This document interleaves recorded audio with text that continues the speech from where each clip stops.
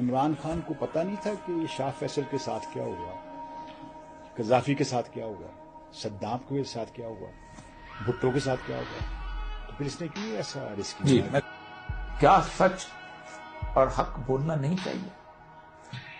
اور عمران خان سے میری اس میں بات ہوئی تھی، اس نے کہا دیکھیں عمر صاحب، زندگی میں نے جو اچیو کرنا تھا اس سے زیادہ میں نے کیا اچیو کرا؟ اب عمران خان کو اب اللہ میں تو نہیں لگا سکتے، وزیر اعظم بن چکا ہے۔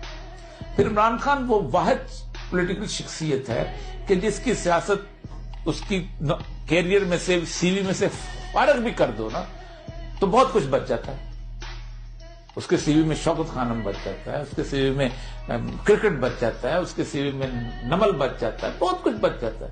زندہ رہنے کے لیے وہی 3-4 چیزیں بھی کافی ہیں، لیکن اس کو یہ سب کچھ جو اس نے کر رہا ہے، 3-4 چیزیں دیکھیں اس کے پاس کیا اس نے اولاد کے لیے بچانا ہے؟ نہیں بنانا۔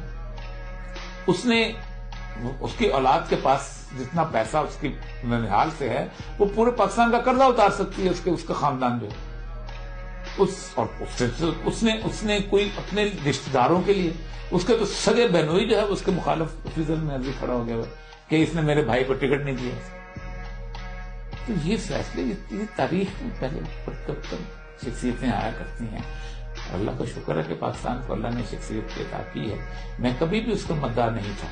آپ کو پتا ہے کہ میں عمران خان کے دور میں ہمیشہ اس کی مخالفت کرتا رہا، کیونکہ عمران خان جو تھا وہ اس کی پورے 3 سال جو ہے وہ بالکل ایسا لگتا تھا کہ اس کو پتہ ہی نہیں ریاست حکومت کیا کرنی ہے۔ تو ہمیشہ میں جب دوبارہ ملاقات ہوئی تو میں نے اسے پوچھا، اس نے کہا سب میری ایسا لگتا ہے انٹرنشپ ہو رہی تھی۔ میں نے کہا بڑی مہنگی انٹرنشپ ہوئی ہے جو ویسے آپ کو۔ عمران خان کا ساتھ میں اس لیے دے رہا ہوں کہ عمران خان کا اس وقت دنیا کا سب سے بڑا طاغوت جو ہے وہ عمران خان کا مخالف ہے، اور جو طاغوت کا مخالف ہے میں اس کے ساتھ ہوں، کیونکہ اللہ کہتا ہے وَمَنْ يَكْفُرْ بِالطَّاغُوتِ وَيُؤْمِنْ بِاللَّهِ۔ تم طاغوت کا انکار کرو اور تب اللہ پر ایمان لاتے ہو۔